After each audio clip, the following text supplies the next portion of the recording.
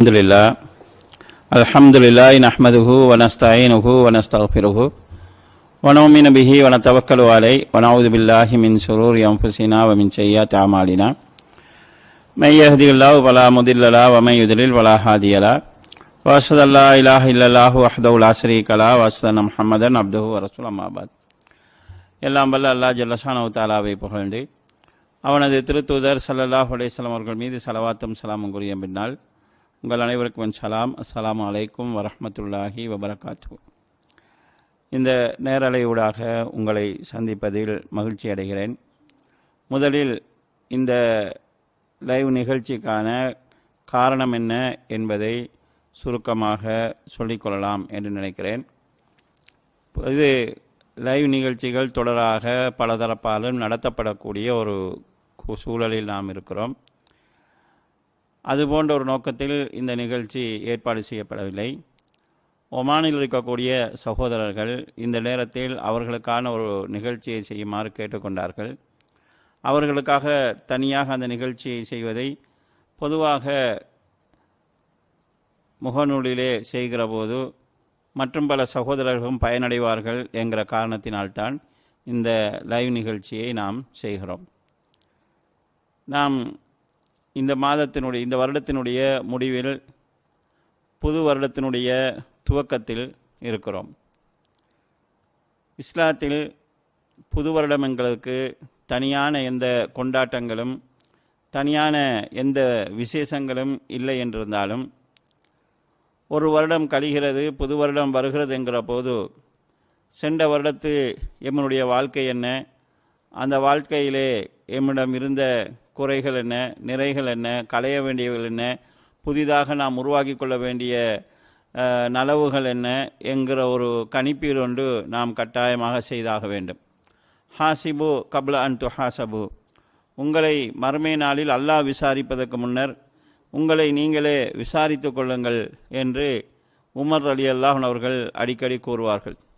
ஒவ்வொருவரும் தங்களுடைய அன்றாட வாழ்க்கையை சுய விசாரணை செய்து கொள்வது அவசியமாகும். இந்த அடிப்படையில் ஒரு வருடம் கழிந்திருக்கிறது, புது வருடம் வந்திருக்கிறது என்கிற விஷயத்தை நாம் கவனத்தில் கொள்ள வேண்டியிருக்கிறது. அடுத்ததாக இந்த புது வருடங்களுக்கென்று தனியான கொண்டாட்டங்கள் இல்லை, தனியான விழாக்கள் இல்லை என்பது இஸ்லாத்தின் நிலைப்பாடு என்றாலும் இந்த புது வருடத்தின் உதயமாக இருக்கக்கூடிய முஹர்ரம் மாதம் என்பது இஸ்லாத்தில் சிறப்பிக்கப்பட்டிருக்கிறது. முஹர்ரம் என்பது சந்திர கணக்கிலே நாம் பார்க்கக்கூடிய ஹிஜ்ரி ஆண்டினுடைய முதலாம் மாதமாகும். ஆங்கில அதாவது வருடக்கணக்கிலே எப்படி ஜனவரி முதலாம் மாதமாக இருக்கிறதோ அதே போல முஹர்ரம் மாதம் முதலாம் மாதமாகும். இந்த முஹர்ரம் மாதத்துக்கு தனியான சில சிறப்பம்சங்களையும் சில முக்கியத்துவங்களையும் குர்ஆனும் ஹதீஸும் கூறியிருக்கிறது. இதிலே தனியான சில வணக்க வழிபாடுகளும் இருக்கிறது. நாம் படிப்பினையாக கொள்ள வேண்டிய அம்சங்களும் இருக்கிறது. இந்த அடிப்படையில் முஹர்ரம் மாதத்தினுடைய சிறப்பையும் இந்த மாதத்தோடு தொடர்பட்டு நாம் பெற வேண்டிய சில படிப்பினைகளையும் சுருக்கமாக இந்த உரையினூடாக சுட்டிக்காட்ட விரும்புகிறேன். முதலாவதாக, ஒரு வருடத்தில் 12 மாதங்கள் இருக்கிறது. இந்த 12 மாதங்களில் 4 மாதங்களை இஸ்லாம் புனித மாதங்கள் என்று சொல்கிறது. இன்ன இத்தத்த சுஹூரி இந்தல்லாஹி இஸ்னா அஸர ஷஹரா பி கிதாபில்லாஹி யௌம ஹலக ஸமாவாதி வல்லர், வானங்கள் பூமி படைக்கப்பட்ட காலத்திலிருந்தே அல்லாஹ்வுடைய ஏட்டில் மாதத்தின் எண்ணிக்கை என்பது 12 ஆகும் என்று அல்லாஹு தஆலா சொல்லிவிட்டு மின்ஹா அர்பஅத்துன் ஹுரம், அந்த 12 மாதங்களில் 4 மாதங்கள் புனிதமானது என்று அல்லாஹு தஆலா சொல்கிறான். அந்த 4 மாதங்களும் எது என்பது பற்றி சஹீஹுல் புகாரியிலே வரக்கூடிய அறிவிப்பில் துல்காதா, துல்ஹிஜ்ஜா, முஹர்ரம், இது மூன்றும் தொடராக வரக்கூடிய 3 மாதங்கள். அடுத்தது ரஜப் மாதம். இந்த 4ம் புனிதமான மாதங்கள் என்பது சஹீஹுல் புகாரியிலே கூறப்படுகிறது. ஆக குர்ஆனில் புனித மாதங்கள் என்று சொல்லப்பட்ட 4 மாதங்களில் முஹர்ரம் இந்த மாதம் நாம் அதாவது இஸ்லாமிய ஆண்டின் முதல் மாதமும் ஒன்று என்பதை நாம் பார்க்கிறோம். இந்த புனித மாதத்தில் ஏன் இந்த மாதம் புனிதம் என்று சொல்லப்படுகிறது என்று கேட்டால், இந்த 4 மாதங்களில் முஸ்லீம்கள் மாற்று எதிரிகளுக்கு எதிராக போரை ஆரம்பிக்கக்கூடாது. எதிரிகளாக வந்து முஸ்லீம்கள் மீது தாக்குதல் நடத்தினால் தற்பாதுகாப்புக்காக போராடலாமே தவிர முஸ்லீம்கள் தாக்குதல் நடத்தக்கூடாது. அதாவது ஒரு இஸ்லாமிய ஆட்சி இருந்தால் குறைந்தது 1/3 பகுதி, வருடத்தில் 1/3 பகுதி போரே நடக்காத சமாதான காலமாக இருக்க வேண்டும் என்பது இங்கு சொல்லப்படுகிறது. அடுத்து இந்த மாதத்துக்கு இருக்கக்கூடிய மற்றொரு சிறப்பம்சம் என்ன என்று கேட்டால், இந்த மாதத்தில் அதிகமாக சுன்னத்தான நோன்பு பிடிப்பது சிறப்பாகும். சஹி முஸ்லிமிலே இடம்பெற்றிருக்கக்கூடிய ஒரு அறிவிப்பில், அஃப்லலு சியாம் பஅத ரமலான் ஷஹ்ருல்லாஹில் முஹர்ரம், ரமலான் மாதத்துக்கு பிறகு நோன்புகளிலே சிறந்த நோன்பு அல்லாஹ்வினுடைய மாதமாகிய முஹர்ரத்தில் பிடிக்கக்கூடிய நோன்பாகும் என்று ரசூல் ஸல்லல்லாஹு அலைஹி வஸல்லம் அவர்கள் கூறுகிறார்கள். முஹர்ரத்தில் பிடிக்கக்கூடிய நோன்பு ஃபர்லான நோன்புக்கு பிறகு சிறப்பான நோன்பு என்று இந்த ஹதீஸில் கூறப்படுகிறது. எனவே ரமலான் மாதத்துடைய நோன்பு ஃபர்லான நோன்பு. அது அல்லாமல் இந்த முஹர்ரம் மாதத்திலே நாங்கள் மேலதிகமாக அதிகமான சுன்னத்தான நோன்புகள் பிடிப்பது இங்கு சிறப்பிக்கப்பட்டிருக்கிறது. இது நாம் கவனத்தில் கொள்ள வேண்டிய ஒரு அம்சம்.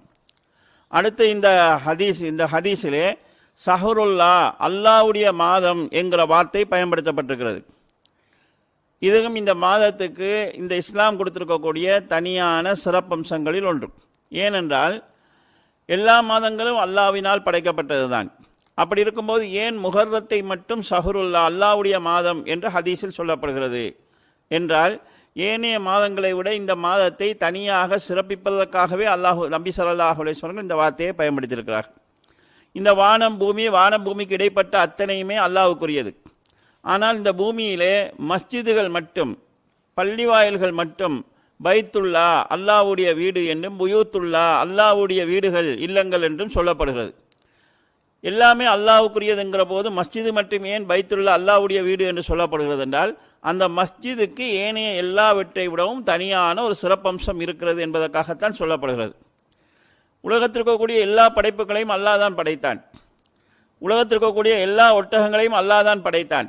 ஆனால் சாலிஹ் அலைஹிஸ்ஸலாம் அவர்களுடைய காலத்தில் இருந்த அந்த ஒட்டகத்தை பற்றி அல்லாஹ் குர்ஆனிலே கூறுகிறது, நாக்கத்துல்லா, அல்லாஹ்வுடைய ஒட்டகம் என்று குறிப்பிடுகிறான். எல்லா ஒட்டகமும் அல்லாஹ்வுக்குரியதுங்கிற போது ஏன் இதற்காக மட்டும் நாக்கத்துல்லா என்று சொல்லப்படும் என்றால், ஏனைய ஒட்டகங்களிலிருந்து இந்த ஒட்டகம் தனி சிறப்பு பெற்றிருக்கிறது. அதே போல ஷஹ்ருல்லா என்று முஹர்ரத்தை நபி அவர்கள் கூறுகிறார்கள் என்றால், ஸல்லல்லாஹு அலைஹி வஸல்லம் வார்த்தையினுடைய நோக்கம் ஏனைய மாதங்களை விட முஹர்ரம் மாதம் தனித்துவம் பெற்றது என்கிற ஒரு முக்கிய அம்சத்தை சொல்வதுதான் இங்கு அதனுடைய நோக்கமாக இருக்கிறது. ஆக ரமலானுக்கு பிறகு அதிகமாக சுன்னத்தான நோன்பு பிடிப்பதற்கு ஏற்றமான காலம் முஹர்ரம் மாதம் என்கிறதை நாங்கள் பார்க்கிறோம். இதல்லாமல் நபி ஸல்லல்லாஹு அலைஹி வஸல்லம் ஷஅபானிலே அதிகமாக நோன்பு நோட்டார்கள் என்கிற செய்திகளை நாங்கள் பார்க்கிறோம். இந்த முஹர்ரம் மாதத்திலே 9ஆம் நாளும் 10ஆம் நாளும் நோன்பு பிடிப்பது விசேட சுன்னத்தாகும். ஆரம்ப காலத்திலிருந்தே ரசூல் ஸல்லல்லாஹு அலைஹி வஸல்லம் அவர்கள் நபித்துவத்துக்கு முன்னர் இருந்தே முஹர்ரம் மாதம் 10ஆம் நாளில் நோன்பு பிடித்திருக்கிறார்கள். ஜாகிலியா கால குறைசிகளும் முஹர்ரம் மாதம் 10ஆம் நாளில் நோன்பு பிடிப்பார்கள். அந்த நாளை விசேடமாக கருதுவார்கள். எனவே ஏனைய மாதங்களிலிருந்து முஹர்ரம் மாதத்தை சிறப்பிப்பதற்காக ஷஹ்ருல்லா, அல்லாஹ்வுடைய மாதம் என்கிற செய்தி, அந்த வார்த்தை பயன்படுத்தப்பட்டிருக்கிறது. முஹர்ரம் மாதத்தில் சுன்னத்தான நோன்புகள் பிடிப்பது மிகவும் சிறப்பானது.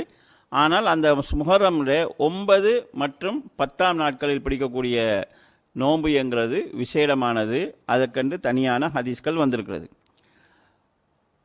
நபி ஸல்லல்லாஹு அலைஹி வஸல்லம் அவர்கள் தன்னை நபியாக பிரகடனப்படுத்துவதற்கு முன்னர் இருந்தே, ஜாஹிலியா காலத்திலிருந்தே முஹர்ரம் மாதம் 10ஆம் நாள் நோன்பு பிடிக்கக்கூடிய ஒரு பழக்கம் அரபிகளிடத்தில் இருந்தது. ரசூல் ஸல்லல்லாஹு அலைஹி வஸல்லம் பிடித்து வந்திருக்கிறார்கள். அந்த நாளை அரபிகள் சிறப்பிப்பார்கள். நபி ஸல்லல்லாஹு அலைஹி வஸல்லம் அவர்கள் மக்காவிலிருந்து மதீனாவுக்கு ஹிஜ்ரத் செல்கிறார்கள். அங்கு யூதர்கள் முஹர்ரம் மாதம் 10ஆம் நாள் நோன்பு பிடித்து கொண்டிருக்கிறார்கள். அப்போது நபி ஸல்லல்லாஹு அலைஹி வஸல்லம் அவர்கள், நீங்கள் ஏன் இந்த நாளில் நோன்பு பிடிக்கிறீர்கள் என்று கேட்டபோது, ஹாதா யௌமுன் சாலிஹுன், இது ஒரு நல்ல நாள். ஹாதா யௌமுன் நஜ்ஜல்லாஹு பனி இஸ்ராஈல மின் அதுவிஹிம், இந்த நாளில் தான் அல்லாஹு தாலா பனு இஸ்ரவேலர்களை அவர்களுடைய எதிரியிடமிருந்து, பிறவுனிடமிருந்து பாதுகாத்தார்கள். ஃபசாமஹு மூசா சுக்ரன் லில்லாஹி தஆலா, அல்லாஹ்வுக்கு நன்றி செலுத்துவதற்காக மூசா நபி நோன்பு பிடித்தார் என்று யூதர்கள் சொல்கிறார்கள்.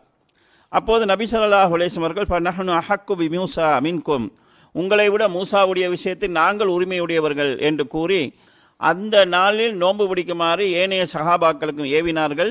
எந்த அளவுக்கு என்றால் அன்று காலையில் எதுவும் சாப்பிடாதவர்கள் தொடர்ந்து அப்படியே உண்ணாமலே நோன்பு இருக்குமாறு சொன்னார்கள். சாப்பிட்டவர்கள் மீதி உள்ள நேரங்களில் நோன்பு இருக்குமாறு சொன்னார்கள். சஹாபாக்கள் இந்த நோன்பை சின்ன பிள்ளைகளையும் பிடிக்க வைத்தார்கள். அவர்களுடைய பசிக்களை விளங்காமல் இருப்பதற்காக அவர்களோடு விளையாடினார்கள் என்கிற செய்திகளை எல்லாம் நாங்கள் பார்க்கிறோம்.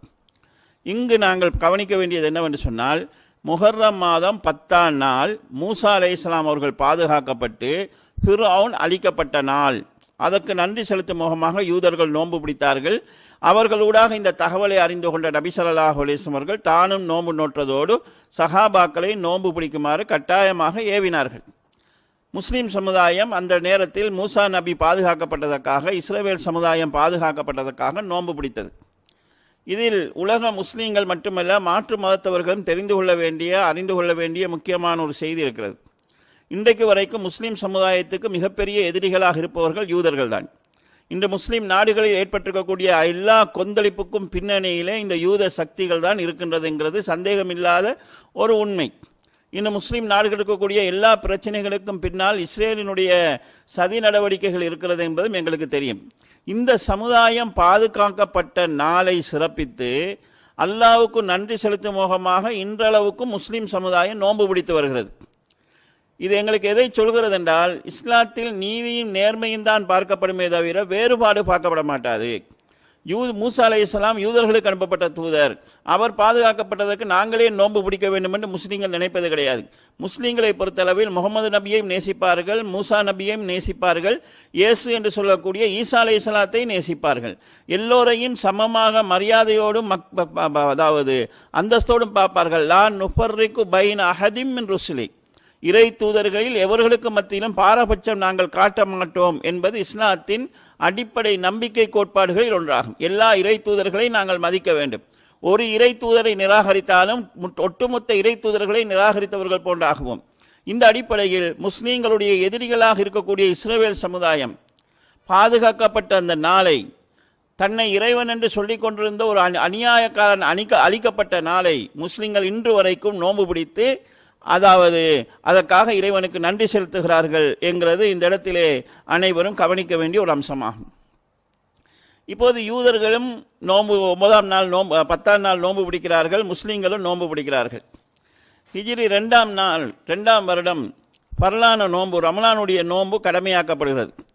ரமலானுடைய நோன்பு கடமையாக்கப்பட்டதற்கு பிறகு நபி ஸல்லல்லாஹு அலைஹி வஸல்லம் அவர்கள் இந்த முஹர்ரம் 10 பிடிக்கக்கூடிய நோன்பை கட்டாயமாக ஏவவில்லை. விரும்பினால் பிடிக்கலாம், விரும்பினால் விடலாம் என்று சுன்னா என்கிற அடிப்படையிலே அதனை மக்களுக்கு அறிமுகப்படுத்தினார்கள். பிறகு நபி ஸல்லல்லாஹு அலைஹி வஸல்லம் அவர்களுடைய இறுதி காலத்திலே முஸ்லீம்களும் நோன்பு பிடிக்கிறார்கள், யூதர்களும் நோன்பு பிடிக்கிறார்கள். அன்றைக்கு இருந்த யூதர்களிடத்திலும் ஒரு பழக்கம் இருந்த, இவர்கள் எங்களை கொப்பி பண்ணுகிறார்கள் என்கிற மாதிரியான பேச்சுவார்த்தைகள் பேசுவார்கள். சஹாபாக்களுக்கு ஒரு சந்தேகம் வருது, நாங்களும் நோன்பு பிடிக்கிறோம், இந்த யூதர்களும் நோன்பு பிடிக்கிறார்கள், எல்லாம் ஒன்று போல் இருக்கிறது என்று சொன்னபோது நபி ஸல்லல்லாஹு அலைஹி வஸல்லம் அவர்கள் லஇன் பகைத்து இலா காபிலின் லஅசும்மன்ன தாசிங், அடுத்த வருடம் நான் உயிரோடு இருந்தால் 9ஆம் நாளும் நோன்பு பிடிப்பேன் என்று நபி ஸல்லல்லாஹு அலைஹி வஸல்லம் சொன்னார்கள். ஆனால் அடுத்த வருடம் அவர்கள் உயிரோடு இருக்கவில்லை. எனவே ரசூல் ஸல்லல்லாஹு அலைஹி வஸல்லம் வாழ்வு காலத்தில் முஹர்ரம் மாதம் 10ஆம் நாள் தான் அவர்கள் நோன்பு பிடித்திருக்கிறார்கள். அடுத்த வருடம் உயிரோடு இருந்தால் 9ம் 10ம் பிடிப்பேன் என்று நபி ஸல்லல்லாஹு அலைஹி வஸல்லம் சொன்னார்கள். ஆனால் அவர்கள் அடுத்த வருடம் முஹர்ரம் வருகிற போது உயிரோடு இருக்கவில்லை. இப்போது எங்களுக்கு இருக்கக்கூடிய சுன்னா என்னவென்றால், முஹர்ரம் மாதம் 9ஆம் நாளும் நோன்பு பிடிக்க வேண்டும், 10ஆம் நாளும் நோன்பு பிடிக்க வேண்டும். இந்த நோன்பை நோட்பதினால் எங்களுக்கு கிடைக்கக்கூடிய நன்மை என்ன என்று கேட்டால், சஹீஹ் முஸ்லிமிலே வரக்கூடிய ஹதீஸ், சியாமு யௌமு ஆஷூரா, முஹர்ரம் மாதம் 10ஆம் நாள் நோன்பு பிடிக்கக்கூடிய நோன்பை பொறுத்தளவில், இன்னி அஹ்தசிபு அலல்லாஹி அய்யுகஃபிர ஸனா அல்லதி கப்லஹு, அந்த வருடத்துக்கு முதல் இருக்கக்கூடிய வருடத்தின் பாவங்களுக்கு அது பரிகாரமாக அமையும் என்று நான் கருதுகிறேன் என ரசூல் ஸல்லல்லாஹு அலைஹி வஸல்லம் கூறினார்கள். சஹீஹ் முஸ்லிமிலே இந்த செய்தி பதிவாகி இருக்கிறது. அதாவது இந்த முஹர்ரத்திலே ஒருவர் நோன்பு பிடிக்கிறார், இது வருடத்தின் முதலாவது மாதம் 10ஆம் நாள் நோன்பு பிடிக்கிறார் என்றால் சென்ற வருடத்தில் அவர் செய்த பாவங்களுக்கு அது பரிகாரமாக அமைகிறது என்று இந்த ஹதீஸ் கூறுகிறது. ஒரு நோம்பின் மூலமாக ஒரு வருடத்தினுடைய பாவத்துக்கு பரிகாரம் கிடைக்கிறதுங்கிறது இஸ்லாம் எங்களுக்கு தந்திருக்கக்கூடிய தனியான ஒரு சிறப்பம்சம் ஆகும். இதில் நாம் புரிந்து கொள்ள வேண்டிய இன்னொரு அம்சம் இருக்கிறது. பொதுவாக ஹதீஸ்களிலே ஒரு அமலை செய்கிற போது எங்களுடைய பாவங்கள் மன்னிப்பதாக சொல்லப்படும். ஒருவர் தொழுகைக்காக நடந்து வருகிறது, பாவம் மன்னிக்கப்படுகிறது. ஒளி செய்கிற போது பாவங்கள் மன்னிக்கப்படுகிறது.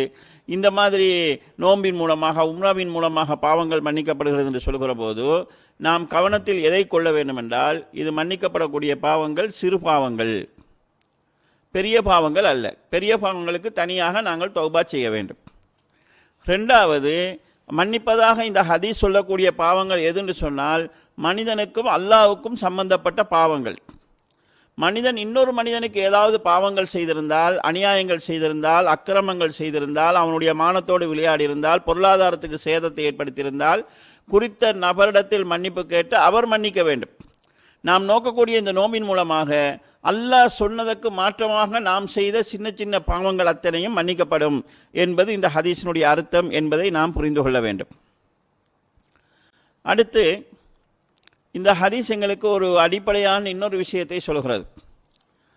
நாங்கள் யூதர்களைப் போல நோன்பு பிடிக்காமல் அவர்களுக்கு மாறு செய்ய வேண்டும் என்பதற்காக ஒரு நாள் மேலதிகமாக நோன்பு பிடிக்கிற வழிமுறையை நபி ஸல்லல்லாஹு அலைஹி வஸல்லம் எங்களுக்கு சொல்லித் தந்தார்கள். இதில் என்ன சொல்லப்படுவதென்றால், நாம் யூதர்களைப் போல வாழக்கூடாது என்கிற ஒரு அம்சம் எங்களுக்கு சொல்லப்படுகிறது. இஸ்லாமிய ஹிஜ்ரி ஆண்டு கணிப்பீடும் எங்களுக்கு இதைத்தான் சொல்கிறது. கிறிஸ்துவுக்கு பின் என்று ஈசா அலைஹிஸ்ஸலாத்துடைய வருகைக்கு பிறகு இருந்து, அதாவது வருட கணிப்பீடை மக்கள் கொண்டு வந்தார்கள். அது கிறிஸ்துவுக்கு பின் என்று அழைக்கப்படுகிறது. அதுக்கு முன்னால் உள்ளதை கிறிஸ்துவுக்கு முன் என்று அழைக்கிறார்கள். இப்படி ஒரு கணிப்பீடு இருக்கும்போது சஹாபாக்களுக்கு தங்களுக்கு மத்தியிலே எங்களுக்கென்று ஒரு வருட கணிப்பீடு தேவை என்று யோசித்தார்கள். அந்த வருட கணிப்பீடை எங்கிருந்து ஆரம்பிக்கிறது என்று யோசித்தார்கள். நபி அவங்க பிறந்த நாளை வைக்கலாமா, அவங்க நபியான நாளை வைக்கலாமா, இந்த மாதிரி அவர்கள் ஆலோசனை செய்கிற போது அலி ரலியல்லாஹு அன்ஹுடைய ஒரு ஆலோசனை தான், நபி ஸல்லல்லாஹு இஸ்லாமிய பிரச்சாரம் எழுச்சி பெற்றது, இஸ்லாமிய பிரச்சாரம் மறுமலர்ச்சி பெற்றது என்கிறது ஹிஜ்ரத்துக்கு பிறகுதான். எனவே நாங்கள் ஹிஜ்ரத்தில் இருந்து இந்த ஆண்டு கணிப்பீடை கொண்டு வருவோம் என்கிற ஒரு முடிவு செய்தார்கள். அதற்கு சூரா பக்ராவில் வரக்கூடிய ஒரு வசனத்தையும் அவர்கள் ஆதாரமாக கொண்டு வந்தார்கள். நபி ஸல்லல்லாஹு அலைஹி வஸல்லம் அவர்கள் ஹிஜ்ரத் செய்கிற போது மதீனாவுக்கு பக்கத்திலே அதாவது குபா என்கிற இடத்திலே தங்கினார்கள். குபாவிலே தங்கும் போது நபி ஸல்லல்லாஹு அலைஹி வஸல்லம் அங்கு ஒரு மஸ்ஜிதை கட்டினார்கள். மஸ்ஜிது குபா என்று அதுக்கு சொல்லப்படும். நபி ஸல்லல்லாஹு அலைஹி வஸல்லம் மதீனாவில் இருக்கக்கூடிய காலகட்டத்திலும் அந்த மஸ்ஜிதுல் குபாவுக்கு பெரும்பாலும் சனிக்கிழமைகளில் சென்று வருவார்கள். இன்றும் அந்த பள்ளி பாதுகாக்கப்பட்டு இருக்கிறது. நபி அவர்கள் கட்டிய அதே அமைப்பில் அல்ல, பள்ளி இருக்கிறது. இந்த மஸ்ஜிதுல் குபா பள்ளி நபி அவர்கள் ஹிஜ்ரத் வந்து மதீனாவுக்கு அருகாமையில் வைத்து கட்டப்பட்டது. இந்த பள்ளியை பற்றி அல்லாஹ் தஆலா குர்ஆனில் சொல்கிற போது, மின் அவ்வலி யௌமின் அஹக்கு அன் தக்கூம ஃபீஹி, இந்த முனாஃபிக்குகள் கட்டிய பள்ளியில் நீங்கள் தொழ வேண்டாம், நீங்கள் தொழுவதற்கு மிகவும் தகுதியானது முதல் நாளில் நீங்கள் கட்டிய குபா பள்ளி தான் என்று அல்லாஹ் தஆலா சூரா தௌபாவினுடைய 108வது வசனத்தில் சொல்கிறான். அப்ப குபா பள்ளி கட்டப்பட்டதை அவ்வளவு முதல் நாள் என்று அல்லாஹு தஆலா சொல்கிற காரணத்தினால் ஹிஜ்ரத்தில் இருந்து எங்களுடைய வருடத்தின் ஆரம்பத்தை நாம் எடுப்போம் என்கிற ஒரு கருத்து அங்கு சஹாபாக்களால் அங்கீகரிக்கப்பட்டுதான் இந்த ஹிஜ்ரி ஆண்டு கணிப்பு வந்தது. இந்த ஹிஜ்ரி ஆண்டு கணிப்பை சஹாபாக்கள் ஏற்படுத்தியதும் எங்களுக்கு எதை சொல்கிறது என்றால், அந்நிய சமூகத்துக்கு நாங்கள் ஒப்பாகாமல் தனித்துவமாக இருக்க வேண்டும், எங்களுடைய தனித்துவம் பளிச்சென தெரிகிற விதத்தில் இருக்க வேண்டும். இது எங்களுடைய தௌவாவுல மிக முக்கியமான ஒரு அம்சம் என்பதை நாம் புரிந்து கொள்ள வேண்டும். அந்நிய சமூகத்தை போல நாங்களும் இருக்க வேண்டும் என்று நினைப்பதுதான் முஸ்லிம் சமுதாயத்தினுடைய அழிவுக்கு அடிப்படையாகும். நபி ஸல்லல்லாஹு அலைஹி வஸல்லம் அவர்கள் மக்காவை கைப்பற்றுகிறார்கள். மக்காவை கைப்பற்றியதும் நிறைய பேர் இஸ்லாத்துக்கு வந்தார்கள். புதிய சஹாபாக்கள் நிறைய பேர் வந்து விட்டார்கள். அவர்கள் மார்க்கத்தை படிப்பதற்கான சூழ்நிலை இருக்கவில்லை. அதோடு சேர்ந்து ஒரு ஹுனைன் போர் நடக்கப் போகிறது. ஹுனைன் போருக்காக சஹாபாக்கள் போகிறார்கள். அதிலே இஸ்லாத்தை புதிதாக ஏற்றுக்கொண்டவர்களும் இருந்தார்கள். அவர்கள் போகிற வழியிலே தாத்து அன்வாத் என்கிற ஒரு மரம் இருந்தது. அரபிகள் அந்த மரத்தை புனிதமாக கருதினார்கள். அந்த மரத்துக்கு ஏதோ விசேஷ சக்தி இருப்பதாக கருதினார்கள். அதாவது பௌத்த மதத்தை சேர்ந்தவர்கள் அரச மரத்தை புனிதமாக கருதுவது போல் சில சமூகத்திலே சில மரங்களை புனிதமாக கருதுவார்கள், சில மரங்களை அதாவது விசேஷமாக கருதுவார்கள். இந்த மரத்திலே போய் தொட்டில் கட்டினால் குழந்தை கிடைக்கும் என்று நம்புவார்கள். சில மரங்களிலே காணிக்கை கட்டினால் நினைச்ச காரியம் நடக்கும் என்று கருதுவார்கள். இப்படி சில நம்பிக்கைகள் இருக்கிறது. அரபிகளிடத்தில் ஒரு நம்பிக்கை இருந்தது, எங்கேயாவது போருக்கு போகிற போது ராத்து அன்வாத் என்கிற மரத்தில் கொண்டு வந்து வாழை கொழுகி வச்சுட்டு பிறகு அந்த வாளை எடுத்துட்டு போய் சண்டை பிடித்தால் நாங்கள் போரில் வெற்றி பெறலாம், அந்த வாளுக்கு தனியான ஒரு பவர் வரும் என்று அவங்க நம்பினாங்க. இப்போ இந்த புதிதாக இஸ்லாத்துக்கு வந்தவங்களும் அதே நம்பிக்கையோடு தான் வாராங்க. வந்து இந்த தாத்து அன்பாத் என்கிற மரத்தை கண்டதும் நபி அவர்களை பார்த்து சொன்னார்கள், இஜ்அல்லனா தாத்த அன்வாத் கமாலஹும் தாத்து அன்வாத். அல்லாஹ்வுடைய தூதரே, இந்த காபீர்களுக்கு தாத்து அன்வாத் என்கிற ஒரு விசேட மரம் இருப்பது போல் எங்களுக்கும் ஒன்றை நீங்கள் ஏற்படுத்துங்களேன் என்று சொன்னார்கள். இதை கேட்ட நபி ஸல்லல்லாஹு அலைஹி வஸல்லம் ஆச்சரியப்பட்டார்கள். அல்லாஹு அக்பர் என்று சொன்னாங்க. நீங்கள் என்ன கேள்வி கேட்டீர்கள்? மூசா அலைஹிஸ்ஸலாத்துடைய தோழர்கள் மூசா அலைஹிஸ்ஸலாம் அவர்களிடத்தில் கேட்டது போன்ற கேள்வியை நீங்கள் கேட்டிருக்கிறீர்கள். அவர்களுக்கு கடல் பிளந்து, அந்த சம்பவத்தை நாம் பின்னால் சொல்லலாம், கடல் பிளந்து அவர்களுக்கு வழிவிட்டது. அவர்கள் வருகிற வழியிலே சிலைகளை வணங்கக்கூடிய மக்களை பார்த்தார்கள். பார்த்து மூசா நபியிடம் சொன்னார்கள், இஜ்அல்லனா இலாஹன் கமாலஹும் ஆலிஹா. பார்த்து வணங்குவதற்கு இவர்களுக்கு பல தெய்வங்கள் இருப்பது போல் எங்களுக்கும் ஒரு பார்த்து வணங்குவதற்கு ஒரு கடவுளை ஏற்பாடு செய்யுங்கள் என்று சொன்னார்கள். இதை சொல்லிவிட்டு நபி ஸல்லல்லாஹு அலைஹி வஸல்லம் சொன்னார்கள், லதத்தபியன்ன சுனன மன் கான கப்லக்கும் ஹுதுவல் குதுவத்தி பில் குதுவா. உங்களுக்கு முன்னிருந்தவர்களுடைய நடைமுறைகளை நீங்கள் சாணுக்கு சான் முனத்துக்கு முலம் பின்பற்றுவீர்கள். அவர்களில் ஒருவர் ஒரு உடும்பு பந்துக்குள் நுழைந்தாலும் போனவங்க திரும்ப வரலாமா, வெளியே வரதுக்கு வழி இருக்குதா என்றதெல்லாம் யோசிக்காம நீங்களும் உள்ள போவீங்க என்று சொன்னார்கள். அப்ப சஹாபாக்கள் கேட்டார்கள், யாரோ சொல்ல நீங்க யாரை சொல்றீங்க, யூதர்களையும் கிறிஸ்தவர்களையுமா என்று சொல்கிற போது அவங்க இல்லாம வேற யாரை பத்தி நான் பேசிக் கொண்டிருக்கிறேன் என்று நபி ஸல்லல்லாஹு அலைஹி வஸல்லம் சொன்னார்கள். முஸ்லீம் சமுதாயத்தில் வழிகேடுகள் வருவதற்கு அடிப்படை காரணம் அவங்கள போல நாங்க இருக்கணும். அவங்க ஈசா அலைஹிஸ்ஸலாத்துக்கு பிறந்த நாள் கொண்டாடுறாங்க, கிறிஸ்துமஸ் என்று கொண்டாடுறாங்க. ஈசா அலைஹிஸ்ஸலாத்துக்கு பிறந்த நாள் கொண்டாடலாம்னு சொன்னா எங்கட நபி என்ன குறைஞ்சவங்களா? நாங்களும் எங்களுடைய நபிக்கு அவங்க கிறிஸ்துமஸ் என்று கொண்டாடுற மாதிரி நாங்க மீலாது நபியினுடைய பிறந்த தினம் என்று கொண்டாடுவோம். அவங்க மௌலிது, அவங்க பஜனைகள் பாடுறாங்க, நம்ம சும்மா இருக்கலாமா? நம்ம மீலாது மௌலிதுங்கிற பேர்ல கவிதைகளை பாடுவோம். இந்த மாதிரி அந்த சமூகத்தில் என்னெல்லாம் இருக்குதோ அதை மாதிரி அதை ஏதாவது இஸ்லாமிய மயப்படுத்துதல் என்கிற பேரில் ஏதாவது ஒன்றை சேர்த்து நாங்களும் செய்ய வேண்டும் என்று நினைக்கிறது தான் ஒரு சமுதாயத்தினுடைய வழிகேட்டுக்கான ஆரம்பம். முஸ்லீம் சமுதாயத்தை பொறுத்தளவுல அடுத்த சமூகத்தில் என்ன இருக்குதுன்னு பார்த்து அதை செய்யறவங்களா அவங்க இருக்கக்கூடாது. முஸ்லீம் சமுதாயம் ஏனைய சமுதாயத்துக்கு முன்மாதிரியா இருக்கணும். முஸ்லீம் சமுதாயம் இருக்கக்கூடிய சில விஷயங்களை அவங்க எடுத்து நடக்கணும். அப்போ முஸ்லீம் சமுதாயம் தனித்துவமாக இருக்க வேண்டும் என்கிற அம்சத்தை இந்த முஹர்ரமும் இந்த முஹர்ரத்தோடு ஒட்டி நபி ஸல்லல்லாஹு அலைஹி வஸல்லம் காட்டி தந்த வழிமுறைகளும் இந்த ஹிஜ்ரி ஆண்டு கணிப்பும் எங்களுக்கு சொல்கிறது. இதுல இன்னொரு விஷயத்தை நாம் கவனத்தில் கொள்ள வேண்டும். சில நாடுகளிலே, குறிப்பாக இலங்கை எடுத்துக்கொண்டால், முஸ்லீம்கள் தனித்துவத்தை காட்டுறதுக்கு சில விஷயங்கள் கரிசனை காட்டுறாங்க. ஆடையில தனித்துவம் காட்டுறது, வெளித்தோற்றங்களில் தனித்துவம் காட்டுறது என்கிற விஷயத்தில் நம்ம கரிசனை காட்டுகிறோம். முஸ்லீம்களுடைய தனித்துவம் ஆடையில் மட்டுமல்ல, பண்பாட்டில் தனித்துவம் இருக்க வேண்டும், பழக்க வழக்கத்தில் தனித்துவம் இருக்க வேண்டும். முஸ்லீம்கள் என்று சொன்னா அவங்க ஏமாற்ற மாட்டாங்க, முஸ்லீம்கள்னா நம்பிக்கையா இருப்பாங்க, நாணயமா இருப்பாங்க என்று முஸ்லீம் சமூகத்துக்குன்னு ஒரு தனித்துவம் இருந்துச்சு. அதை நாங்கள் அழிச்சிட்டு வெறுமனே நாங்கள் ஆடைகள் மட்டும் எங்களை தனித்துவமாக காட்டுவதுங்கிறது அர்த்தமற்றது. எனவே பண்பாட்டு ரீதியாகவும் இஸ்லாத்தினுடைய தனித்துவத்தை பேணுகிற விஷயத்தில் நாம் கவனம் செலுத்த வேண்டியிருக்கிறது என்கிற விஷயத்தை நாங்கள் இந்த கவனத்துக்கு கொள்ள வேண்டும். தனித்துவம் என்கிறது இந்த முஹர்ரம் நோன்பும் எங்களுக்கு அதைத்தான் சொல்லித் தருகிறது. ஹிஜ்ரி ஆண்டு கணிப்பும் எங்களுக்கு இதைத்தான் சொல்லித் தருகிறது. இதை நாம் கவனத்தில் கொள்ள வேண்டும். அடுத்து முஹர்ரம் மாதம் 10ஆம் நாள் ஃபிர்அவுன் அழிக்கப்பட்ட நாள். இந்த ஃபிர்அவுனை பற்றி குர்ஆன் ஏராளமாக சொல்கிறது. ஆனால் ரப்புக்குமுல் ஆலா, நான் தான் பெரிய கடவுள் என்று பேசியவன், எல்லா வகையான கொடுமைகளையும் செய்தவன். மூசா அலைஹிஸ்ஸலாம் ஃபிர்அவுனிடத்தில் எவ்வளவோ பிரச்சாரம் செய்தார்கள், அந்த மக்களுக்கு எவ்வளவோ சொன்னார்கள். ஆனால் அந்த அந்த ஃபிர்அவுனுடைய அநியாயம் அடக்குமுறை ஓயவில்லை. இந்த சந்தர்ப்பத்தில் அல்லாஹ் தஆலா மூசா அலைஹிஸ்ஸலாம் அவங்கள எகிப்தில் இருந்து பலஸ்தீனுக்கு போக சொல்கிறான். போகிற வழியில தான் கடல் பிளந்து அந்த அதிசயம் நடக்குது, ஃபிர்அவுன் அழிக்கப்பட்ட அந்த நிகழ்ச்சி நடக்குது. இது முஹர்ரம் மாதம் 10ஆம் நாள் நடந்திருக்கிறது. இந்த நிகழ்ச்சியிலே நாங்கள் பெற வேண்டிய ஒரு படிப்பினையும் இருக்கிறது. மூசா அலைஹிஸ்ஸலாம் அவருடைய பிரச்சாரத்தில் அவர்களுடைய சமுதாயத்தால் பெருமளவில் நோவிக்கப்பட்டார்கள். ஃபிர்அவுனால நோவிக்கப்பட்டாங்க வேற வகையில். அவங்களோட சமுதாயத்தில் இருந்த இஸ்ரவேல் சமூகத்தை பொறுத்தவங்க ஈமான்ல உறுதியா இருக்கல, நம்பிக்கையில சரியா இருக்கல, நாணயமா இருக்கல, மோசடி செய்யறவங்களா இருந்தாங்க, முனாபிக் தன்மை உள்ளவங்களா இருந்தாங்க, இறை தூதர் அவமதிக்கிறவங்களா இருந்தாங்க. இப்படியான ஒரு சூழல் இருந்துச்சு. நபி ஸல்லல்லாஹு அலைஹி வஸல்லம் அவர்கள் ஒரு முறை தானியங்களை பங்கிட்டு கொண்டிருக்கிறாங்க. ஒருவர் வந்து சொல்றாரு, யா முஹம்மது ஆதில், முகமதே நேர்மையா பங்கு வைங்க என்று சொல்றாங்க. அப்ப நபி ஸல்லல்லாஹு அலைஹி வஸல்லம் சொன்னாங்க, இல்லம் ஆதில் ஃபமை ஆதில், நான் நேர்மையா பங்கு வைக்கிறேன்னா வேற யார் நேர்மையா பங்கு வைக்க போறாங்கன்னு சொல்லிட்டு மூசா அலைஹிஸ்ஸலாம் தன் சமுதாயத்தால் இதைவிட அதிகமாக சோதிக்கப்பட்டாங்க. அவர் பொறுத்து கொண்டார், நானும் பொறுத்துக் கொள்கிறேன் என்று சொன்னார்கள். அப்ப மூசா அலைஹிஸ்ஸலாம் அவங்க ரொம்ப பொறுமையோடு அந்த மக்களை வழி நடத்தினாங்க. வழி நடத்தி வந்து ஃபிரௌனிடமிருந்து அவங்க மக்களை எகிப்திலிருந்து அதாவது பலஸ்தீனுக்கு அழைச்சி போறாங்க. இந்த எகிப்துக்கும் மூசா அலைஹிஸ்ஸலாத்துக்கும் என்ன சம்பந்தம் என்கிற சந்தேகம் வரலாம். இஸ்ஹாக் அலைஹிஸ்ஸலாம் அவங்களுடைய மகன் யாக்கூப் அலைஹிஸ்ஸலாம் அவர்கள் எல்லாம் பலஸ்தீனத்தில் இருந்தவங்க.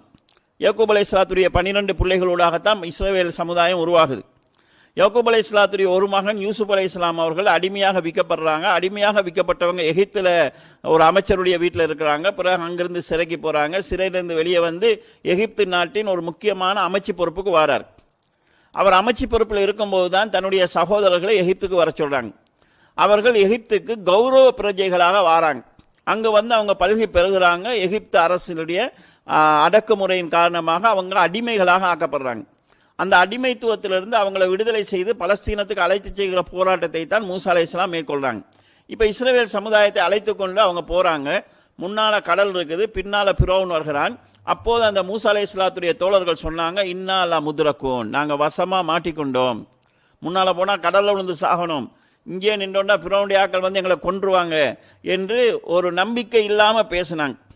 அந்த சந்தர்ப்பத்தில் மூசா அலைஹிஸ்ஸலாம் என்ன சொன்னாங்கன்னா, இன்ன மைய ரப்பி, என் இறைவன் என்னோடு இருக்கிறான், ஷேஹதீன், அவன் எனக்கு வழிகாட்டுவான் என்று சொன்னார்கள். கண்ணியத்துக்குரிய சகோதரர்களே, இதில் நாங்கள் புரிந்து கொள்ள வேண்டிய இன்னொரு விஷயம் இருக்குது. இந்த ஹிஜ்ரத்தும் இதோடு சம்பந்தப்பட்டது தான். ஹிஜ்ரத் சம்பந்தமாக நம்ம லேசா சொல்லலாம். நபி ஸல்லல்லாஹு அலைஹி வஸல்லம் அவங்களும் ஹிஜ்ரத் போனாங்க. சஹாபாக்களை எல்லாம் முன்னால் அனுப்பிட்டு அவங்க அபூபக்கர் அவங்களை மட்டும் துணை கலைச்சு கொண்டு ஹிஜ்ரத் போனாங்க. நபி ஸல்லல்லாஹு அலைஹி வஸல்லம் அவர்கள் திட்டமிட்டு இந்த பயணத்தை மேற்கொண்டாங்க. ஒரு ஆபத்தான பிரதேசத்திலிருந்து தப்பி போறவங்க எவ்வளவு குயிக்கா அந்த பிரதேசத்தை தாண்டி போக முடியுமோ அவ்வளவு குயிக்கா போக பார்ப்பாங்க. இதுதான் பொதுவான இயல்பு. ஆனா ரசூல் ஸல்லல்லாஹு அலைஹி வஸல்லம் என்ன செஞ்சாங்கன்னா, தப்பி போறவங்க வெளியே போகாம மக்காவுலேயே ஒரு குகைக்குள்ள இருந்து கொள்ள ஒரு திட்டம் போட்டாங்க. ரசூல் ஸல்லல்லாஹு அவங்களுக்கு நல்லா தெரியும், அரபிகள் சில பேர் இருக்கிறாங்க, ரொம்ப திறமையா குதிரை ஓடுவாங்க, எவ்வளவு வேகமா போனாலும் விரட்டி வந்து பிடிக்கக்கூடிய ஆற்றல் உள்ளவங்க இருந்தாங்க. இன்றைக்கு வரைக்கும் குதிரைகள்ல அரபு நாட்டு குதிரை தான் பிரசித்தம் பெற்றதா இருக்குது, பவர் கூடியதா இருக்குது.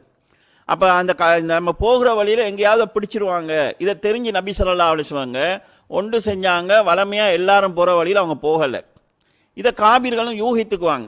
ஏன்னா தப்பி போறவங்க வளமையா போற வழியில வேற வழியால போயிடுவாங்கன்னு அவங்களுக்கு தெரியும். எனவே நபி ஸல்லல்லாஹு அலைஹி வஸல்லம் தொடர்ந்து பயணம் போகாம ஒரு 3 நாள் தௌஹர் குகையில வந்து ஒளிஞ்சு நின்றாங்க.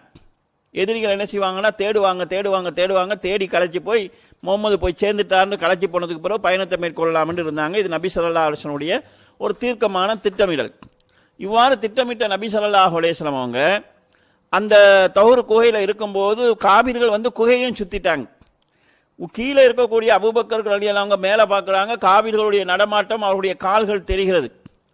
நபி ஸல்லல்லாஹு அலைஹி வஸல்லம் பார்த்து சொல்றாங்க, யாரோ சொல்ல அவங்க யாராவது ஒரு ஆள் அவங்க காலை குனிஞ்சு பார்த்தா கூட நாங்க 2 பேரும் உள்ள இருக்கிறத கண்டுருவாங்க, நாங்க 2 பேர் இருக்கிறோம், அவங்க நூற்றுக்கணக்கில் இருக்கிறாங்க, நம்ம என்ன செய்யறதுன்னு சொல்றாங்க. அப்பதான் நபி ஸல்லல்லாஹு அலைஹி வஸல்லம் சொன்னாங்க, லா தஹ்சன், நீங்க கவலைப்படாதீங்க, இன்னல்லாஹ மஅனா, அல்லாஹ் எங்களோடு இருக்கிறான், அல்லாஹ் எங்களோடு இருக்கிறான், நீங்க கவலைப்படாதீங்க, நாங்க 2 பேரா இருக்கிறோம், 3 பேர்னு சொல்லி அபூபக்கர் ரலியல்லாஹு அவர்களுக்கு ஆறுதலும் உற்சாகமும் கொடுத்தார்கள்.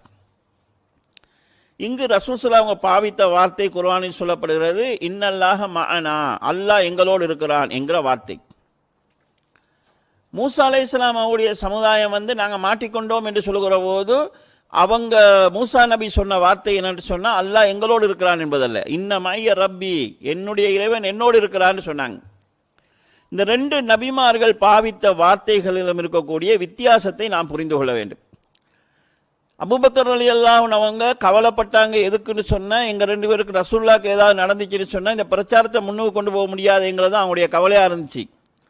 மூசா அலைஹிஸ்ஸலாத்துடைய தோழர்கள் கவலைப்பட்டது என்னன்னு சொன்னா, தௌவா செய்ய முடியாது என்பது. அபூபக்கர் ரலியல்லாஹு அன்ஹு அவங்க கவலைப்பட்டாங்க. எதுக்குன்னு சொன்னா, எங்க 2 பேருக்கு ரசூலுல்லாஹ்க்கு ஏதாவது நடந்துச்சுன்னு சொன்னா இந்த பிரச்சாரத்தை முன்னுக்கு கொண்டு போக முடியாதுங்கிறது அவங்களுடைய கவலையா இருந்துச்சு. மூசா அலைஹிஸ்ஸலாத்துடைய தோழர்கள் கவலைப்பட்டது என்னன்னு சொன்னா, தௌவா செய்ய முடியாது என்பதல்ல, இன்னாலா முத்ரகூன், நாங்க மாட்டிக்கொண்டோம் என்று அவங்க கவலைப்பட்டாங்க. நபி ஸல்லல்லாஹு அலைஹி வஸல்லம் அவர்கள் அபூபக்கர் அவங்கள பார்த்து சொன்னாங்க, இன்னல்லாஹ மஅனா, அல்லாஹ் எங்களோடு இருக்கிறான்னு சொல்லி அபூபக்கர் அவங்களையும் சேர்த்து கொண்டாங்க. ஆனால் மூசா அலைஹிஸ்ஸலாம் அவங்க அல்லாஹ் எங்களோடு இருக்கிறான்னு சொல்லலை, என் இறைவன் என்னோடு இருக்கிறான்னு சொன்னாங்க. என்ன காரணம் என்று சொன்னால், அல்லாஹ் எங்களோடு இருக்கிறான்னு சொல்லக்கூடிய அளவுக்கு ஈமானிய வலுவோடு அந்த சமுதாயம் இருக்கலை. ரசூல் ஸல்லல்லாஹு அலைஹி வஸல்லம் சொல்கிற போது அல்லாஹ் எங்களோடு இருக்கிறான்னு சொன்னாங்க. ஏன்னா அபூபக்கர் ரலியல்லாஹு அன்ஹு அதே ஈமானிய பலத்தோடு இருந்தார்கள். இன்றைக்கு முஸ்லீம் சமுதாயத்துக்கு பல இடங்களில் பிரச்சனை வருகிறது. பிரச்சனை வருகிற போது முஸ்லீம் சமுதாயம் ஆறுதலுக்கு சொல்லக்கூடிய ஒரே ஒரு வார்த்தை என்னன்னு சொன்னா, அல்லாஹ் இருக்கிறான், எல்லாத்துக்கும் அல்லாஹ் இருக்கிறான், அல்லாஹ் எங்களோடு இருக்கிறான் என்ற ஒரு வார்த்தை சொல்றாங்க. இது இந்த நம்பிக்கை வரவேற்கத்தக்கதுதான். ஆனா அல்லாஹ் எங்களோடு இருக்கிறான் என்று சொல்வதற்கு தகுதியான நிலையில் தான் நாங்க இருக்கிறோமா என்கிறது நாங்க சிந்திக்க வேண்டும். நாங்க தகுதியாக இல்லைன்னு சொன்னா அல்லாஹ்வுடைய உதவி எங்களுக்கு வர முடியாது. மூசா அலைஹிஸ்ஸலாம் சமுதாயத்தை பார்த்து அவங்க அல்லாஹ் எங்களோடு இருக்கிறான்னு சொல்லல, அந்த நிலை ஆகிவிடும். எனவே இந்த ஹிஜ்ரத்தோடும் மூசா அலைஹிஸ்ஸலாம் அவங்களுடைய அந்த சம்பவத்தோடும் தொடர்பட்ட விஷயம் எங்களுக்கு ஒரு விஷயத்தை சொல்லுது. என்னன்னு சொன்னா, ஈமானிய பலம்தான் வெற்றிக்கான வழி. நம்ம எப்ப ஈமான்ல வலுவா இருக்கிறோமோ அப்ப அல்லாஹ் எங்களோடு இருக்கிறான். இதுல நீங்க மூசா அலைஹிஸ்ஸலாத்துல ஃபிரௌனுடைய வரலாறு எடுத்து பார்த்தீங்கன்னு சொன்னா, மூசா அலைஹிஸ்ஸலாத்துல வலு இருக்கல, அவங்கள்ட்ட ஆயுத பலம் இருக்கல. அவங்கள்ட்ட இருந்தவங்க பெண்கள், சிறு அதிகமானவங்க பெண்கள். ஏன்னா ஆண்களை நிறைய அவங்க கொலை செஞ்சிருந்தாங்க. இருந்தவங்களும் அவருக்கு ஃபுல் சப்போர்ட்டாக இருக்கல, பயந்து போய் பாதிக்கப்பட்டவங்களா இருந்தாங்க. காலகாலமாக அடிமையாக இருந்ததுனால எதிர்த்து பேச முடியாத நிலை இல்லாதவங்களாக இருந்தாங்க. இப்படி ஏராளமான குறைபாடுகள் இருந்தது. ஃபிரௌனுடைய படையில வந்திருந்தவங்கலாம் போராளிகள், ஆயுத பலத்தோடு வந்திருந்தவங்க. உலக அடிப்படையில் பார்க்கிற போது மூசா நபியினுடைய சமுதாயம் வெற்றி பெறதுக்கு வழியே இல்லை, ஃபிரௌனுடைய படை தோக்கிறதுக்கு சான்ஸே இல்லை என்பதுதான் நிலைமையாக இருந்துச்சு. ஆனா அல்லாஹு தாலா அந்த ஒரு அவனுடைய ஆற்றலை வெளிப்படுத்தினான். கடல் பிளந்தது. மூசா அலைஹிஸ்ஸலாம் அவங்க கடலை தாண்டி போனாங்க. இவன் வந்து கடலுக்குள்ள மாட்டிக்கொண்டான். அந்த கூட்டமே அப்படியே அழிக்கப்பட்டது. எனவே ஈமானிய பலம்தான் மிக பிரதானமானது என்கிற ஒரு அடிப்படையை நாங்கள் புரிந்து கொள்ள வேண்டும். ரெண்டாவது, இந்த சம்பவத்தில் ஃபிரௌனுடைய இந்த சம்பவம் எங்களுக்கு இன்னொரு அடிப்படையை சொல்லித் தருகிறது. காலாகாலமாக ஃபிரௌன் இறை மரப்பில் இருந்தான். இறை மரப்பில் இருந்தாலும் பரவாயில்ல, நான் தான் இறைவன் என்று சொல்லிக் கொண்டிருந்தான். மூசா அலைஹிஸ்ஸலாம் பல கட்டங்களில் பிரச்சாரம் செய்தார்கள், எல்லாவற்றையுமே நிராகரித்தான். பல சோதனைகள் அல்லாஹ் அந்த சமுதாயத்துக்கு உருவாக்கினான். சில நேரங்களில் அவங்களுக்கு ரத்தத்தை சோதனையாக்கினான், எதை பார்த்தாலும் ரத்தம் அறிஞன். சில நேரம் வெட்டுக்கிளிகள் எல்லாம் சோதனையாக்கினான். வெட்டுக்கிளிகள் வந்து அவங்களுடைய கதிர்களை, அவங்களுடைய வீட்டு கதவுகள், ஜன்னல்களை எல்லாம் அரிச்சு போடுற அளவுக்கு கோடிக்கணக்கில் வெட்டுக்கிளிகள் வந்து அழிவுகளை உண்டாக்கும். இப்படி ஒவ்வொன்று வருகிற போதும் மூசா அலைஹிஸ்ஸலாம் அந்த அவங்களுடைய சமுதாயத்தை என்ன செய்வாங்கடா, உங்களுடைய இறைவன்ட்ட துவா செய்யுங்க, அல்லாஹ் இந்த ஆபத்திலிருந்து எங்களை பாதுகாக்க துவா செய்யுங்க, நாங்கள் பாதுகாக்கப்பட்டா திருந்திருவோம்னு சொல்லுவாங்க, திருந்த மாட்டாங்க. இப்படியே இருந்து ஃபிரௌன் வந்து கடற்கரைக்கு வருகிறான். கடல் பிளந்து மூசா அலைஹிஸ்ஸலாம் அவர்களும் அவருடைய தோழர்களும் போய் கொண்டிருக்கிறாங்க. அப்பயாவது ஃபிரௌன் யோசிச்சிருக்கணும், இவர்கிட்ட ஒரு வலு இருக்குது, இவர் சொல்லக்கூடிய இறைவன் நம்ம அதுக்கு எதிராக போகக்கூடாதுன்னு யோசிச்சிருக்கணும். ஆனால் அப்படி யோசிக்கல. எனக்காகத்தான் கடல் வழிவிட்டு இருக்குதுன்னு சொல்லி எல்லா படைகளையும் கொண்டாந்து கடலுக்குள்ள தள்ளினான். ஈமான் இல்லாதவனுடைய தலைமைத்துவம் சமூகத்தை அழிவுக்கு தான் கொண்டு செல்லும் என்கிறதுக்கு இது சிறந்த எடுத்துக்காட்டு. கடல்ல போயிட்டு தண்ணி சேர்ந்து அவன் மூழ்கி சாக போகிற நேரத்தில் நான் ஈமான் கொள்கிறேன் என்று சொன்னான். அப்ப அல்லாஹு தாலா அவனுடைய ஈமானை ஏற்றுக்கொள்ளல. இப்பதான் நான் சொல்றேன், இப்ப கொஞ்சத்துக்கு நேரத்துக்கு முன்னால நீ அதாவது எதிர்க்கிறவனாக இருந்தாயே என்று அல்லாஹு தாலா கண்டிக்கிறான்.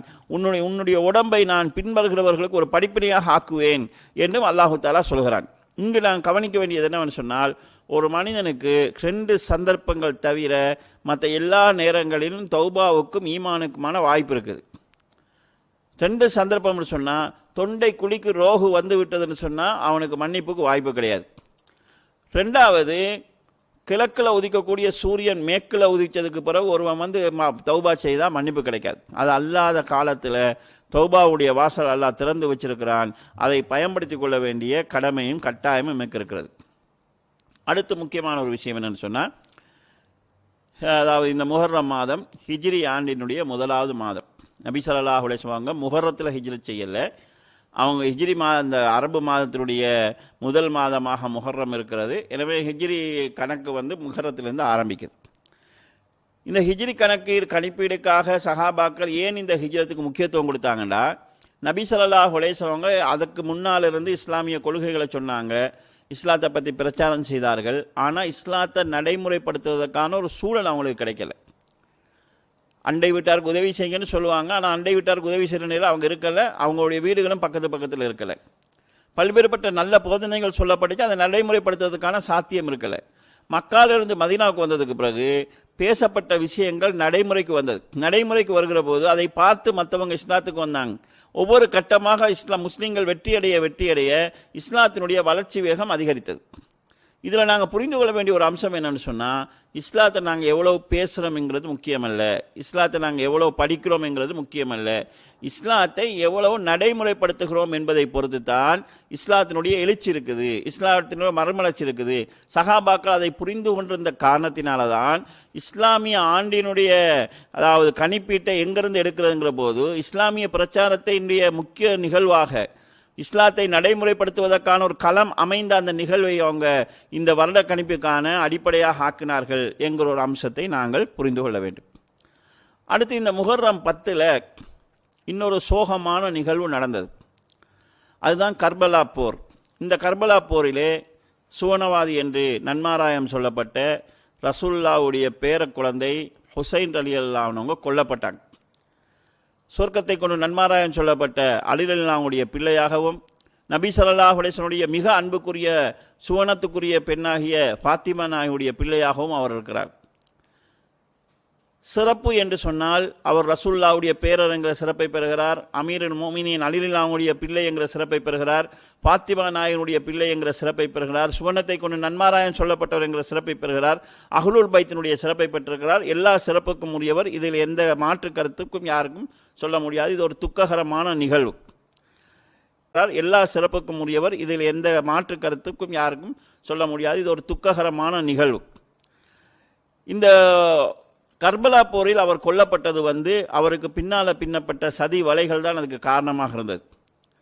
அன்றைக்கு இருந்த கூபா வாசிகள், ஈராக் வாசிகள் அவருக்கு தவறான வாக்குறுதிகளை அளித்து அவரை தூண்டிவிட்டு அவரை கைவிட்டார்கள். அது அவருடைய மரணத்துக்கு காரணமாக இருந்தது. இதற்கு பின்னால் நடந்தது ஒரு தவறு நடந்திருக்கிறது. ஆனால் இதற்கு பின்னால் இருக்கக்கூடியவர்களுடைய குற்றங்களுடைய பங்கு என்னங்கிறது அல்லாஹு ஆலம். இந்த நிகழ்ச்சியை வைத்து ஷியாக்கள் முஹர்ரம் 9 படுகொலை கத்தம் என்கிற பேரில் கத்தம் ஓதுவார்கள். மார்க்கத்தில் இல்லாதது. இந்த நாளில் சின்ன பிள்ளைகளுடைய தலைகளை எல்லாம் அறுத்து ரத்தம் எடுப்பார்கள். பெண்கள் கூட சங்கிலிகளால் தங்களுடைய மேல்களிலே அடித்து காயப்படுத்திக் கொள்வார்கள். தங்களுடைய உடம்பை கீறி கிழித்துக் கொள்வார்கள். வீதி ஓரங்களை தங்களுக்கு அடித்து சித்திரவதைகள் செய்து கொள்வார்கள். அதாவது ஹுசைன் அவர்கள் கொல்லப்பட்டதுக்காக நாங்கள் துக்கம் கொண்டாடுகிறோம், துக்கம் கொண்டாடுவார்கள். ஒரு மனிதர் கொல்லப்பட்டால் அதற்காக கவலைப்படலாம். துக்கத்தை கொண்டாடுவதாக இருந்தால் 3 நாள், மனைவியாக இருந்தால் 4 மாதம் 10 நாள் அந்த துக்கத்தை வெளிப்படுத்தும் விதமாக இருக்கலாம். ஆனால் இவர்கள் 1000 வருடங்களாக துக்கம் கொண்டாடுகிறோம் செய்கிறார்கள். கேட்டால் நாங்கள் ஹுசைன் ரலியல்லாஹு அவங்க மேலே உள்ள அன்பால செய்கிறோம் என்று சொல்வார்கள். ஆனால் இது அவர்கள் மேலே உள்ள அன்பால செய்வது கிடையாது. இது ஷியாக்களுக்கு உமையா கிலாபத்துக்கு மேலே இருந்த எதிர்ப்பையும் வெறுப்பையும் வெளிப்படுத்துவதற்கும் மக்களுடைய உணர்ச்சிகளை தூண்டி அவர்களை உமையா ஆட்சிக்கு எதிராக தூண்டி விடுவதற்கும் ஒரு காரணமாகத்தான் இதை பயன்படுத்தினார்கள். இப்போது அஹ்லு சுன்னா என்கிற அதாவது சரியான கொள்கையில் இருக்கிறவர்களுக்கு எதிராக மக்களை தூண்டி விடுவதற்காகவும் இஸ்லாமிய வரலாற்றை சிதைத்து சின்னாபின்னப்படுத்துவதற்காகவும் இந்த முஹர்ரம் 10 துக்க தினத்தை கொண்டாடுகிறார்கள். ஏன் என்று கேட்டால் ஷியாக்களுடைய நம்பிக்கை பிரகாரம் ஹுசைன் ரலியல்லாஹு அன்ஹு அவர்களை விட ஆக அந்தஸ்து கூடியவர்கள் அலி ரலியல்லாஹு அன்ஹு அவர்கள் தான். அவங்க தான் ஆரம்பம். அவங்களோட அலி ரலியல்லாஹு அவங்க தான் ஆக உயர்ந்தவங்க.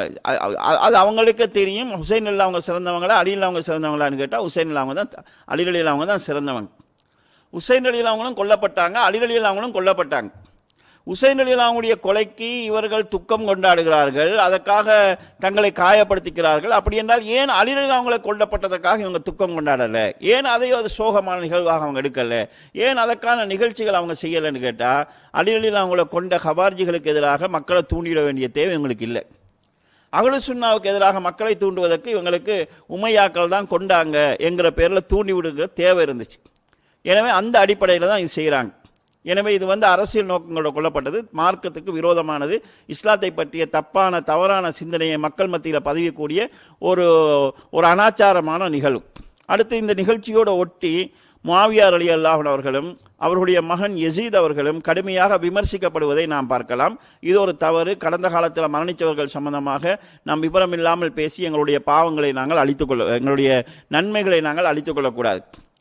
நாகுல் அனிபா அவர்களுடைய ஒரு பாட்டில் கூட வரும், கண்டாரும் குலை நடங்கும் சண்டாளன் யசீது என்பான் கொன்றாண்டி மா ஹுசைனேங்கிற ஒரு பாடலிலே யசீத் என்கிறவரே ஒரு கொடுங்கோலராக சித்தரிக்கிறார். வரலாற்றில் அப்படி பேசப்படுகிறது. ஆனால் இமாம் இப்னு கதீர் ரஹ்மத்துல்லாஹி அவங்க சொல்லக்கூடிய ஒரு வரலாற்றை பார்க்கிற போது யசீது இப்படி விமர்சிக்கப்படக்கூடிய நிலையில் உள்ளவர் கிடையாது, அரசியல் காரணங்களுக்காக செய்யப்பட்ட விமர்சனம் என்பதை நாங்கள் பார்க்கிறோம். அலி ரலியல்லாஹு அவங்களுக்கு பல பிள்ளைகள் இருந்தார்கள். அதாவது இப்னு ஹனீஃபா என்கிற பேரில் ஒரு பிள்ளை இருந்தார், அவருக்கும் சில பிள்ளைகள் இருந்தார்கள்.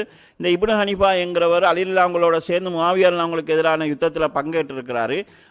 அதாவது யசீதுடைய காலத்தில் அவருக்கு எதிராக கிளர்ச்சி செய்வதற்காக யாரை முன்னிலையில் வைத்து இந்த கிளர்ச்சியை ஆரம்பிக்கலாம் என்று யோசித்தவர்கள் இந்த அலி ரலியல்லாஹுடைய மகன், அவரை நாங்கள் தலைமையாக வச்சு கிளர்ச்சியை ஆரம்பிப்போம் என்று இவர்களிடத்தில் கேட்டார்கள். கேட்கும்போது இது அவர் மறுத்துவிட்டார். நீங்கள் வராவிட்டால் பரவாயில்லை, உங்களுடைய பிள்ளைகளை அனுப்புங்கள் என்று சொன்னார்கள். நான் வராமல் எப்படி என்னுடைய பிள்ளைகளை வர சொல்வது என்று கேட்டார்கள். சரி, நீங்களோ உங்களுடைய பிள்ளைகளோ வராவிட்டாலும் பரவாயில்லை, மக்களுக்கு இந்த கிளர்ச்சிக்கு ஆதரவு தெரிவிக்குமாறு சொல்லுங்கள் என்று சொன்னார்கள். அப்படி ஆதரவு தெரிவிக்குமாறு நான் எப்படி என்னுடைய பிள்ளைகளை அனுப்பாத நான் எப்படி மக்களுக்கு ஆதரவு தெரிவிக்க சொல்வது என்று கேட்டார்கள். இவ்வாறு அவர்கள் கேட்டுக்கொண்டிருந்த இந்த சந்தர்ப்பத்தில் அவர்கள் இறுதியாக ஒரு செய்தி சொல்கிறார்கள், யசீது குடிகாரரு, அவர் மோசமானவர் என்று சொல்லுகிற போது இவர் சொல்றார், இல்லை யசீதை பொறுத்தளவு நல்லவர், அவர் சுன்னத்து தொழுகையில் அதிகமாக பேணுதலாக இருக்கிறவர், மார்க்க விஷயங்களை நான் அவரை சந்திக்கிற போதெல்லாம் மார்க்க விஷயங்களை அதிகமாக கேட்டு தெரிஞ்சு கொள்ள முயற்சி செய்வார் என்று சொல்கிற போது வந்தவங்க சொன்னாங்க, உங்களுக்கு முன்னால் அவர் அப்படி நடிச்சிருக்கலாம், ஆனால் அவர் குடிகாரர் மோசமானவர் என்று சொன்னோடனே இந்த இப்னு ஹனீஃபா என்கிறவர் சொன்னார், எனக்கு முன்னால் நடித்தவர் உங்களுக்கு முன்னால் குடிச்சாருன்னு சொன்னால் நீங்களும் குடிக்கிற விஷயத்தில் அவரோட கூட்டாளியாக இருந்திருக்கணும். ஏன்னா எனக்கு முன்னால் நடித்தவர் உங்களுக்கு முன்னால் நல்லவனா நடிக்கத்தானே பாப்பார், நீங்களும் குடிகாரனா இருந்தால் தான் உங்களுக்கு முன்னால் அவர் குடிச்சிருப்பாரு என்று சொல்லி வந்தவங்களை திருப்பி அனுப்பிய ஒரு நிகழ்ச்சியை இப்னு கதீர் ரஹ்மத்துல்லாஹி அவர்கள் அல் பிதாயா வன் நிஹாயா என்கிற தங்களுடைய வரலாற்று நூலில் குறிப்பிடுகிறார்கள். ஆக அவரை பற்றி ரெண்டு விதமான கருத்துக்கள் இருக்கிறது. இந்த சொல்லப்படக்கூடிய அதாவது அலி ரலியல்லாஹு ஒரு மகனே அவரை புகழ்ந்து சொல்கிறார். அவருடைய ஆட்சி காலம் அல்லாத பிற்பட்ட காலங்களில் வாழ்ந்த சில அறிஞர்கள் கூட அவருடைய பெயரை குறிப்பிடுகிற போது ரஹிமஹுல்லா என்கிற வார்த்தைகளை பயன்படுத்தியிருக்கிறார்கள். எனவே இந்த கர்பலா நிகழ்வை ஒட்டி கடந்து போன வாழ்க்கையில் அவர் செஞ்சது சரி, இவர் செஞ்சது சரி, இவர் அநியாயக்காரர், இவர் குடும்பக்காரர் என்று சொல்லி நாங்கள் எங்களுடைய நன்மைகளை அளித்துக் கொள்கிற விதத்தில் நாங்கள் பேசுவதை நாங்கள் தவிர்க்க வேண்டும். கர்பலாவை ஒட்டி துக்க தினம் கொண்டாடுவதுங்கிறது இஸ்லாமிய நிகழ்வுக்கும் இஸ்லாமிய வரலாற்றுக்கும் இஸ்லாமிய அடிப்படைக்கும் முரணான ஒரு நிகழ்ச்சி என்பதை நாம் புரிந்து கொள்ள வேண்டும். இந்த சொல்லப்பட்ட விஷயங்களில் முஹர்ரம் மாதம் சிறப்பானது, அதில் சுன்னத்தான நோன்புகள் பிடிப்பது ஏற்றமானது. முஹர்ரம் மாதம் 9, 10 நாங்கள் சுன்னத்தான நோன்பு பிடிக்கிறது, அதாவது அது விசேடமாக குறிக்கப்பட்டிருக்கிறது. அந்த நோன்பின் மூலமாக கடந்த வருடத்தில் நடந்த சின்ன சின்ன பாவங்களுக்கான பரிகாரத்தை நாங்கள் பெற்றுக்கொள்ளலாம். இந்த மாதமும் இந்த ஹிஜ்ரியும் இந்த ஹிஜ்ரி கணிப்பீடும் எங்களுக்கு எதை சொல்கிறது என்று சொன்னால், நாங்கள் அந்நிய சமூகத்துக்கு ஒப்பாகாமல் தனித்துவமாக வாழ பழக வேண்டும். தனித்துவம் என்கிறது வெறுமனே ஆடைகள் மட்டும் இல்லாமல் எங்களுடைய பண்பாடுகள், பழக்க வழக்கங்கள், எங்களுடைய கொடுக்கல் வாங்கல் அனைத்திலும் இஸ்லாத்தினுடைய தனித்துவமான சிறப்பம்சங்களை ஏனைய சமுதாயங்கள் பார்க்க வேண்டும். இது நல்லது என்று அவர்களும் அதை பின்பற்றுகிற மனநிலைக்கு வர வேண்டும். இந்த அம்சங்கள் இதிலே சொல்லப்படுகிறது. இந்த சொல்லப்பட்ட இந்த விஷயங்களையும் தவ்வாவுல ஒரு முன்னேற்றம் காண்பதுதான் இஸ்லாமிய எழுச்சி என்கிற ஒரு அடிப்படையை தான் ஹிஜ்ரத் எங்களுக்கு சொல்லி காட்டுகிறது. பேசப்படுகிற விஷயங்களை எவ்வளவு நாங்கள் செயல்படுத்துகிறோம் என்பதை பொறுத்து தான் இஸ்லாத்தினுடைய எழுச்சி இருக்கிறது என்பதையும் இந்த நிகழ்ச்சி எங்களுக்கு சுட்டிக்காட்டுகிறது. எனவே எங்களுடைய வாழ்க்கையில் பேசக்கூடிய விஷயங்களையும் கற்கக்கூடிய விஷயங்களை நடைமுறைப்படுத்துவதற்கு நாங்கள் முயற்சி செய்வோம். இல்லாமல் அல்லாஹ் ஜல்ல ஷானஹு தஆலா அந்த நல்ல மாற்றத்தை எனக்கும் உங்களுக்கும் தந்தருள்வானாக.